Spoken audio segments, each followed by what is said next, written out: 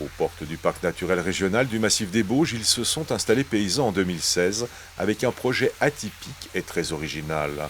Sous serre, dans leur ferme aquacole, ils cultivent une algue microscopique, une cyanobactérie en forme de spirale, la spiruline ou Arthrospira platensis.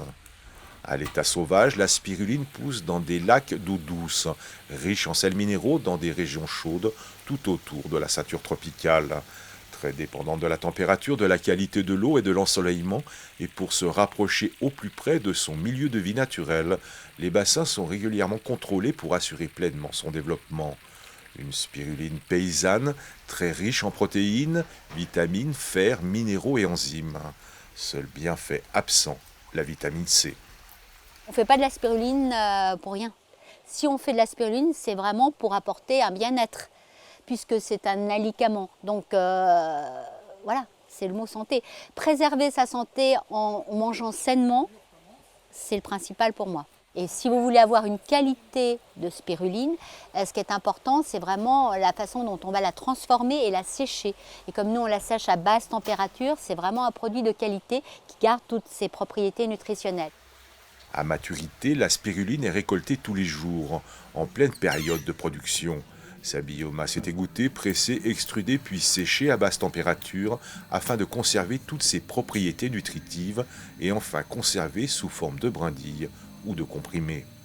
C'est elle qui décide et c'est pas vous qui dites aujourd'hui je vais récolter admettons 10 kilos ou 5 kilos ou 3 kilos. En fin de compte non, c'est la spiruline qui commande et on récolte ce qu'il y a à récolter et puis voilà. Hein. Et on peut passer du simple au double de temps pour passer, on a vu sur l'étape de récolte, on peut filtrer très vite et on peut des fois on mettre une demi-journée à filtrer, donc quand c'est comme ça on la remet dans le bassin. Une petite anecdote, l'année dernière on a eu une arrêt de croissance, c'est-à-dire que la spiruline ne poussait plus.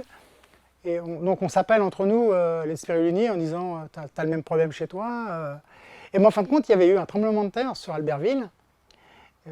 Pas beaucoup, hein, autour de 2,5 ou 2,6 je crois sur l'échelle de Richter. Et ben, ça avait fait des arrêts de croissance à la spiruline. Donc elle arrive à capter ce qui se passe dans le sol. Ouais. Quand les gens viennent à la ferme, quand ils sont consommateurs, c'est-à-dire qu'ils viennent jusqu'à chez nous, ils viennent comprendre, essayer de se renseigner sur cette culture, il faut tout leur expliquer. Et moi, ça me plaît énormément, de transmettre et d'être à l'écoute des questionnements que les clients peuvent avoir. Les produits phytosanitaires ne sont pas nécessaires à la culture de la spiruline. Dans les bassins de la ferme, sa production est naturelle et artisanale. Une culture réalisée à partir d'une souche originelle de spiruline péruvienne.